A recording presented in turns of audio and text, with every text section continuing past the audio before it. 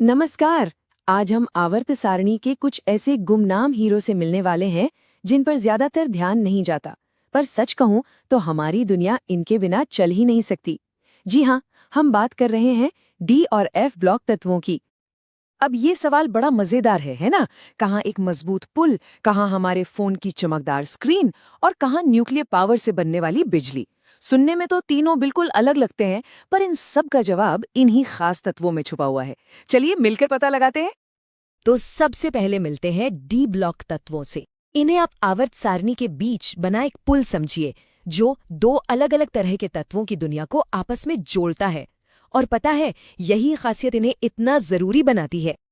ये तत्व आवर्त सारणी में एस ब्लॉक की बहुत ज्यादा रिएक्टिव धातुओं और पी ब्लॉक के बाकी तत्वों के ठीक बीचों बीच बैठे हैं।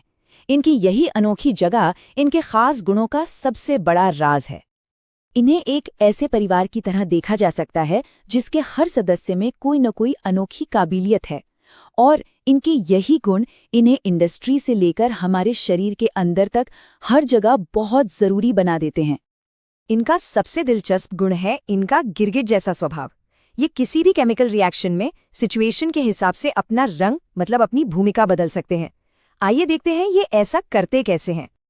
देखिए, इनकी ये काबिलियत इनके इलेक्ट्रॉन्स की बनावट से आती है।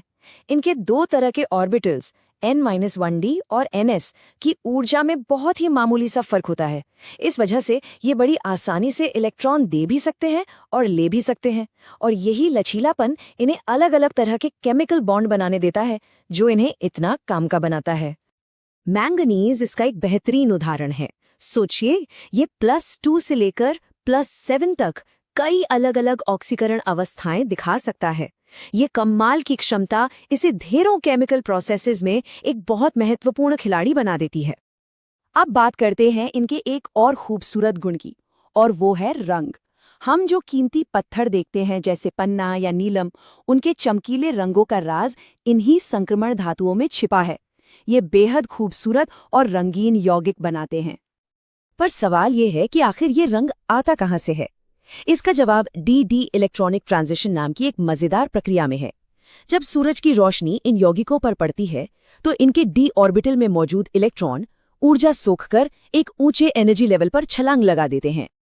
ये पूरी प्रक्रिया बहुत सरल और सुंदर है। इसे ऐसे समझें, सबसे पहले सफेद रोशनी यौगिक पर पड़ती है, फिर इलेक्ट्रॉन उस छलांग के लिए रोशनी का एक खास रंग सोख लेता है, और जो रंग बचकर हमारी आंखों तक पहुंचता है, बस हमें वही रंग दिखाई देने लगता है।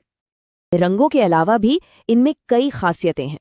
अपने अयुग्मित इलेक्ट्रॉनों की वजह से ये चुंबक की तरफ आकर्षित होते हैं। ये कमाल के उत्प्रेरक यानी कैटलिस्ट भी हैं, जो केमिकल रिएक्शंस को तेज करने में मदद करते हैं, और अपने खास गुणों के कारण ये बहुत जटिल यौगिक भी बना सकते हैं। चलिए, अब डी ब्लॉक से आगे बढ़कर एफ ब्लॉक तत्वों पर चलते हैं।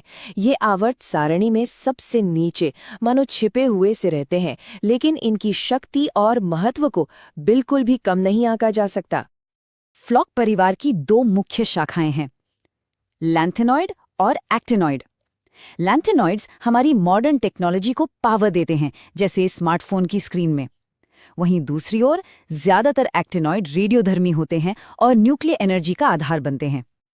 अब एफ ब्लॉक के एक बहुत ही अनोखे और जरूरी असर पर ध्यान देते हैं, जिसे कहते हैं लैंथेनॉइड संकुचन।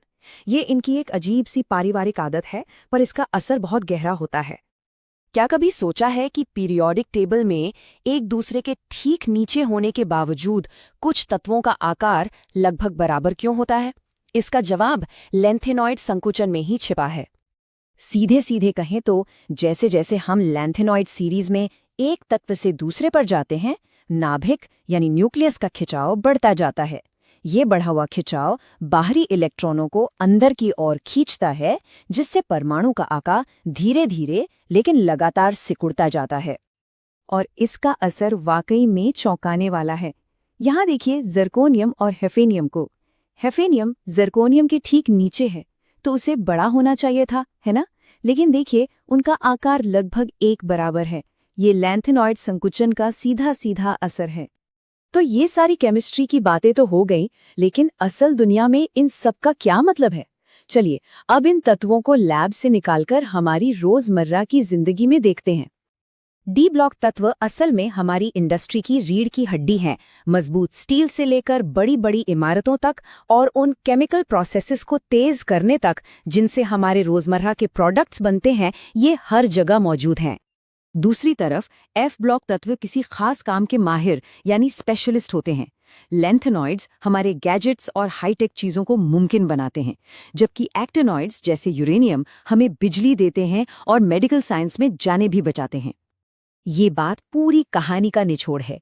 इन तत्वों के बिना हमारी आज की हाईटेक दुनिया शायद होती ही नहीं। स्मार्टफोन से लेकर क्लीन एनर्जी तक सब कुछ कहीं ना कहीं इन्हीं पर निर्भर करता है। तो अंत में एक सवाल छोड़ जाते हैं। अगर ये तत्व हमें आज यहाँ तक ले आए हैं, तो जरा सोचिए कि भविष्य में ये हमारे लिए और क्या-क्या कर सकते हैं। नई सामग्रियां, बेहतर टेक्नोलॉजी, ऊर्जा के नए स्रोत, इनके साथ संभावनाएं अनंत हैं।